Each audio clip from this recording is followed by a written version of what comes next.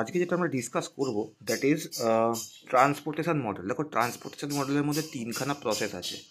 একটা আছে NWCM, একটা আছে LCM, আর একটা আছে VAM। NWCM হলো নর্থ ওয়েস্ট কর্নার মেথড, যেটা যেটা দিয়েও বেসিক ফিজিবল সলিউশন পাওয়া যায়, বাট সেটা অতটা কাজের না।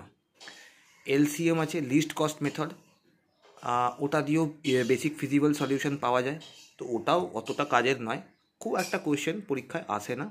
কিন্তু VAM আসতে পারে। তো সেই VAM যখন আসতে পারে, তো VAM-এর যে প্রসেস, সেই প্রসেস আমরা কি করে মানে করে থাকি, তার দুটো রাস্তা আছে। আচ্ছা, আগে অঙ্কটা দেখে নাও। অঙ্কটা ইনস্টিটিউটের মধ্যে এইভাবে দেওয়া আছে।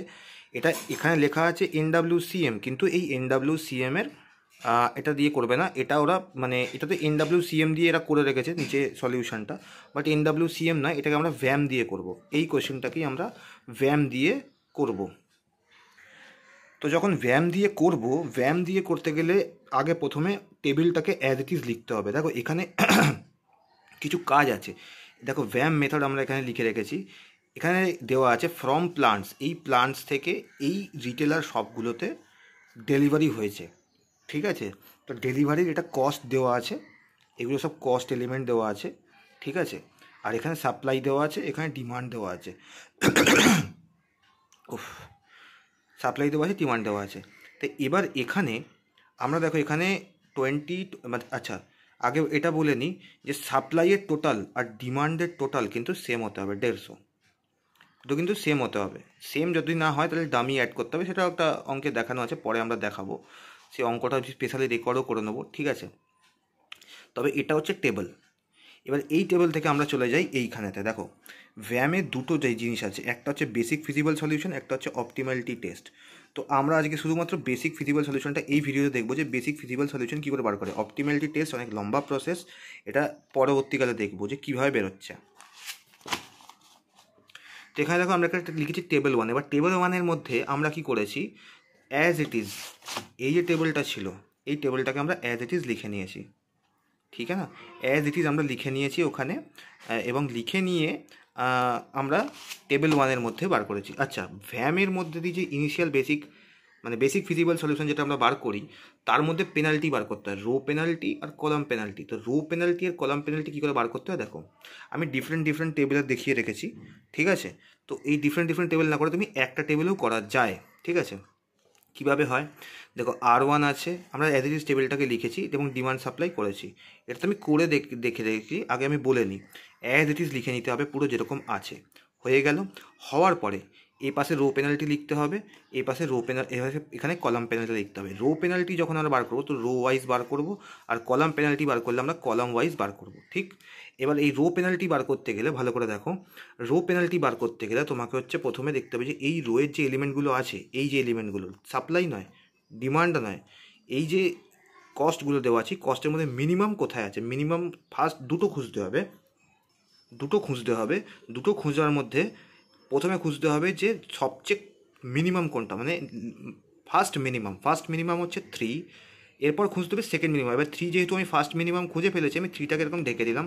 দিয়ে দেখো এবার এই তিনটের মধ্যে 5, 7 আর 6-এর মধ্যে মিনিমাম কোনটা আছে, মিনিমাম হচ্ছে 5। তো দেখো এবার মিনিমাম, এবার এই দুটো ডিফারেন্স, তো এদের মধ্যে এই তিনটের মধ্যে এইটা তো আমি সবচেয়ে ফার্স্ট মিনিমাম ছিল, ওটাকে ঢেকে দিলাম। দিয়ে বাকিটা দেখো 5, 7, 6 আছে, তো 5, 7, 6-এর মধ্যে সবচেয়ে সেকেন্ড মিনিমাম হচ্ছে 5। তো 3 আর 5-এর ডিফারেন্স 2, এখানে লিখে দিয়েছি। এখানে দেখো মিনিমাম, ফার্স্ট মিনিমাম হচ্ছে 2, এই দুইটাকেও নেওয়া যায়, এই দুইটাকেও নেওয়া যায়, দুটোর মধ্যে একটা। যদি আমি যে কোনো একটাকে নিলাম, আমি এটাকে নিলাম, তো এটাকে নিয়ে দেখা যাচ্ছে সেকেন্ড মিনিমাম দেখো 5 আর 2-এর মধ্যে 2, তাহলে 2 আর এই 2-এর মধ্যে ডিফারেন্স কত, 0। এখানেও সেম প্রসেস, এখানে সবচেয়ে মিনিমাম হচ্ছে 2, তারপর হচ্ছে 3, তো দুটোর ডিফারেন্স 1। এটা হয়ে গেল রো পেনাল্টি। এবার আসছি কলাম পেনাল্টিতে। কলাম পেনাল্টির মধ্যে সবচেয়ে মিনিমাম দেখো 3 আছে, তো যে কোনো একটা 3কে নিয়ে নেওয়া যাবে, এই 3টাকেও নেওয়া যাবে, এই 3টাকেও নেওয়া যাবে, ঠিক আছে। তো আমি যে কোনো একটা 3 নেবো, আমি এই 3টা নিই, তাহলে এই 2 আর 3, সরি এখানের মধ্যে সবচেয়ে মিনিমাম হচ্ছে 2, সরি 2, তো 2 আমি নিলাম। এবার সেকেন্ড মিনিমাম দেখো যে কোনো একটা 3কে নেবো, 3, তাহলে দুটোর ডিফারেন্স 1। এবার এখানে সবচেয়ে মিনিমাম হচ্ছে 5, ঠিক আছে। এবার এই 5টাকে আমি ছেড়ে দিলাম, তো বাকি পড়ে রইলো 5 আর 6, এর মধ্যে মিনিমাম কোনটা, 5, তো 5 আর 5-এর ডিফারেন্স হচ্ছে 0। এখানের মধ্যে সবচেয়ে মিনিমাম কোনটা, 7, তো আমি 7টাকে ঢেকে দিলাম। 8 আর 9-এর মধ্যে মিনিমাম কোনটা? 8। তো দুটোর ডিফারেন্স দেখো, 7 আর 8-এর ডিফারেন্স 1।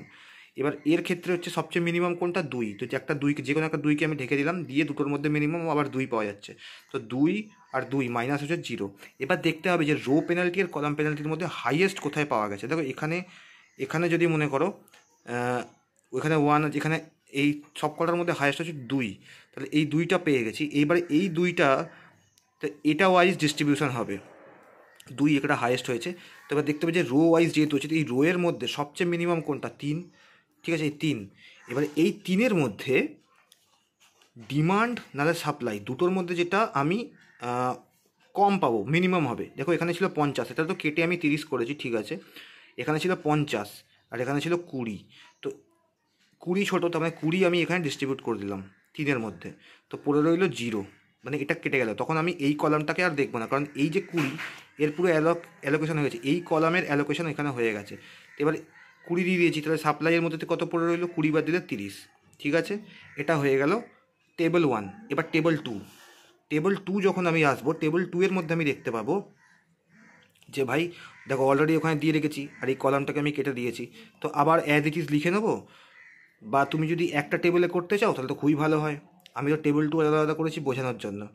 তো এখানে দেখো অ্যাজ ইট ইজ লিখে নিয়েছি। তো এই কলামটাকে আমি পুরো কেটে দিয়েছি, কারণ এই কলামে আর কোনো ডিস্ট্রিবিউশন করা যাবে না। তো এখানে কত কত পড়ে রইলো, এখানে এখানে দেখো এখানে 30 পড়ে রয়েছে। তো এই 30টাকে আমি ফের এখানে লিখেছি। বাকি দেখো 75 আছে, 25 আছে, ঠিক আছে। এবার আবার রো পেনাল্টি বার করতে হবে। কীরকম করে? এই কলামটাকে আর এখন দেখবো না, তো এখানে ড্যাশ দিয়ে দিয়েছি। এবার রো থেকে বার করবো। এখানের মধ্যে সবচেয়ে মিনিমাম কোনটা? 5, তারপরে মিনিমাম 6। তো 5 আর 6-এর ডিফারেন্স 1। এখানে সবচেয়ে মিনিমাম 2, তারপরের মিনিমাম হচ্ছে 5, তো ডিফারেন্স 3। এখানে 6, সরি এখানে সবচেয়ে মিনিমাম হচ্ছে 2, তারপর হচ্ছে মিনিমাম 6, তো এখানে হয়ে গেল 4। এবার রো ওয়াইজ দেখো, এখানে সবচেয়ে মিনিমাম হচ্ছে 5, সেকেন্ড মিনিমাম হচ্ছে 5, তো 0 হয়ে গেল। ফার্স্ট মিনিমাম হচ্ছে 7, সেকেন্ড মিনিমাম হচ্ছে 8, 1 হয়ে গেল। ফার্স্ট মিনিমাম হচ্ছে 2 আর সেকেন্ড মিনিমাম যে কোনো 2, ঠিক আছে। এই 2 আর এই 2 দুটোর ডিফারেন্স 0 হয়ে গেল। সবচেয়ে হাইয়েস্ট কোনটা? এখানে 4। তো এই 4-এরতে কী আছে? এখানে ছিল 60, এটা তো আমি কেটে করেছি 60, আর এখানে ছিল 25। দেখো এখানে 60 আর এখানে ছিল 25, দুটোর মধ্যে মিনিমাম কোনটা? 25। তো এই 25টা আমরা এখানে দিয়ে দিয়েছি, ঠিক আছে। দেওয়ার পর এটা কেটে 0 হয়ে গেছে, এটা কেটে 35 হয়ে গেল। এই 4 ওয়াইজ ডিস্ট্রিবিউশন হয়েছে, রো ওয়াইজ। তো বাকি এবার এই যে ফিগারগুলো রয়ে গেল, এগুলোকে আমরা কেটে দেবো। দেখো নেক্সট টেবিলে আমি কেটে দিয়েছি, তাহলে পড়ে রইল ফ্রেশ টেবিল কোনটা? এটা তো নেই, এটাও নেই, ঠিক আছে। তাহলে 5, 7, 6, 5, 8, 2, এই দুটোই পড়ে রইল। আবার রো পেনাল্টি এরমভাবে বার করবো। এবার দেখো 5 আর 7, 5 এদের সেকেন্ড মিনিমাম হচ্ছে 6, দুটোর মধ্যে ডিফারেন্স হচ্ছে 1। আমি এগুলো করে রেখেছি, সেই জন্য দেখতে পাচ্ছ রেডি করা আছে টেবিল, সেই জন্য। 5 আর 8 এই দুটোর মধ্যে ডিফারেন্স হচ্ছে 3। তো এখানে অ্যাজ ইট ইজ সেরকমভাবে ডিফারেন্সটা বার করবো সেকেন্ড মিনিটে। এখানে হবে হাইয়েস্ট 4। তো এখানে যখন হাইয়েস্ট 4 হবে, তো অলরেডি 2-এতে এখানে চলে গেছে, এখানে চলে গেছে। এবার দেখো এর মধ্যে এই 4-এর এই কলামের মধ্যে মিনিমাম এটাতে তো অলরেডি হয়ে গেছে ওপরে ওখানে। তো এখানে ভাই 2-এতে 25 অলরেডি হয়ে গেছে। এবার বাকি পড়ে রইলো এই 2। তো এই 2 এর মধ্যে আমি দিয়ে দেবো 35। যেই 35 দেবো, এটা কেটে অমনি 40 হয়ে যাবে। এটা আমি কাটিনি, দেখো এটা কেটে এবার 40 করে দিলাম, 40, ঠিক আছে, হয়ে গেল। এবার এর মধ্যে